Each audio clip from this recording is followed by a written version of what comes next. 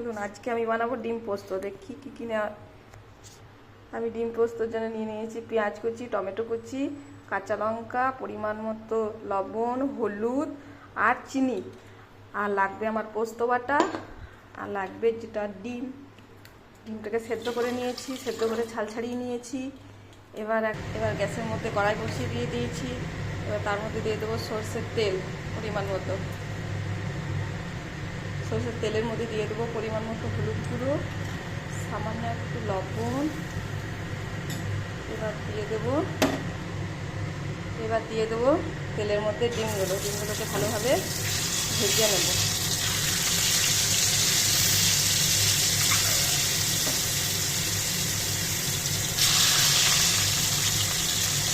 আর নিয়েছিলাম তেজপাতাটা বলতে ভুলেই গেছি।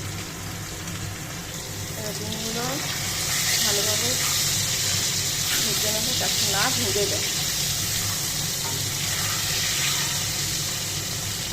এই যে আমার ডিমগুলো লাল লাল করে ভাজা হয়ে গেছে, এবার তুলে নেবো। আমার ডিম ভাজা হয়ে গেছে, তুলে রেখেছি বাটিতে। এবার তেলের মধ্যে দিয়ে দেবো দুটো তেজপাতা,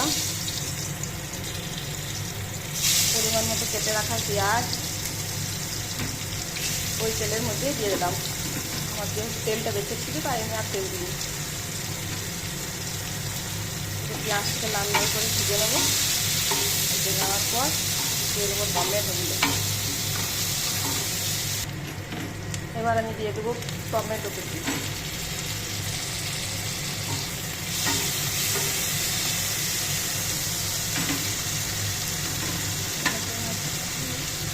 সামান্য একটু নুন দেবো, তাহলে টমেটো আর পেঁয়াজগুলো ভালোভাবে ভাজা যাবে। অনেকক্ষণ টমেটো আর পেঁয়াজগুলোকে ভেজে নেবো। সামান্য পরিমাণ হলুদ গুঁড়ো দিয়ে দিলাম। ভালোভাবে নাড়াচাড়া করতে হবে। পেঁয়াজ আর টমেটো লাল লাল করে ভাজা হয়ে যাবে। এই যে টমেটো আর পেঁয়াজ আমার ভালোভাবে ভাজা হয়ে গেছে। এবার এর মধ্যে দিয়ে দেবো এই যে বেজে রাখা পোস্ত। সবটা দেবো না, অল্প পরিমাণ দেবো, আর অল্প পরিমাণ লাস্টে দেবো।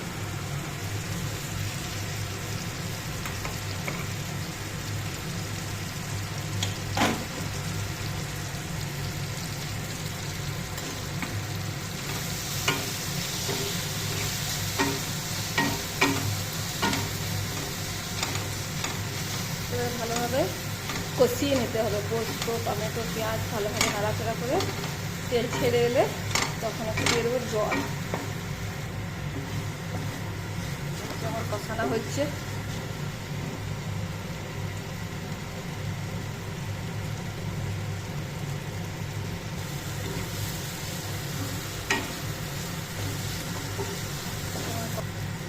দেখতে পাচ্ছেন কষানো হয়ে গেছে, আমার তেল ছেড়ে এসেছে। এবার দিয়ে দেবো পরিমাণ মতন জল।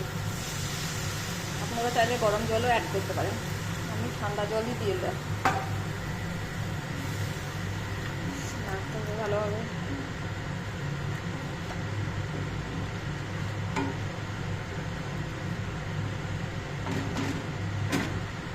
আর একটু জল দিয়ে দেবো, তাহলে গ্রেভিটা একটু বেশি করা হবে।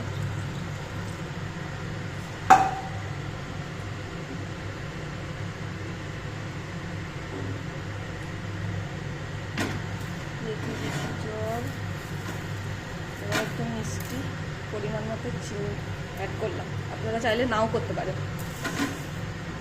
বেশ টেস্টটা বেশি হবে। এই যে আমি ডিমগুলোকে চাকু দিয়ে সাইডে সাইডে এই যে কেটে নিয়েছি। এই যে ডিমগুলোকে আমি চাকু দিয়ে কেটে নিয়েছি, তাহলে ভালোভাবে ভেতরে সব মশলা ঢুকবে। যে আমি এবারে এই ঝোলের মধ্যে ডিমগুলোকে দিয়ে দেবো।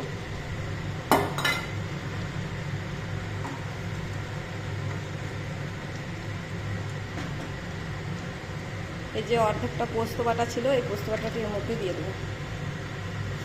সেন্টটা বেশ ভালো হবে, খেতেও বেশ ভালো হয়, সুস্বাদু। দিয়ে দিলাম। এবার দিয়ে দেবো চেরা কাঁচা লঙ্কা।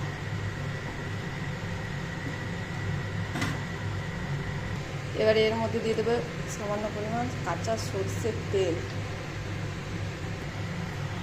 এবার দিয়ে দেবো এবার একটু ঢাকা দিয়ে দেবো, হয়ে যাক। আঁচটা কমিয়ে দিলাম। এই যে আমার রেডি ডিম পোস্ত।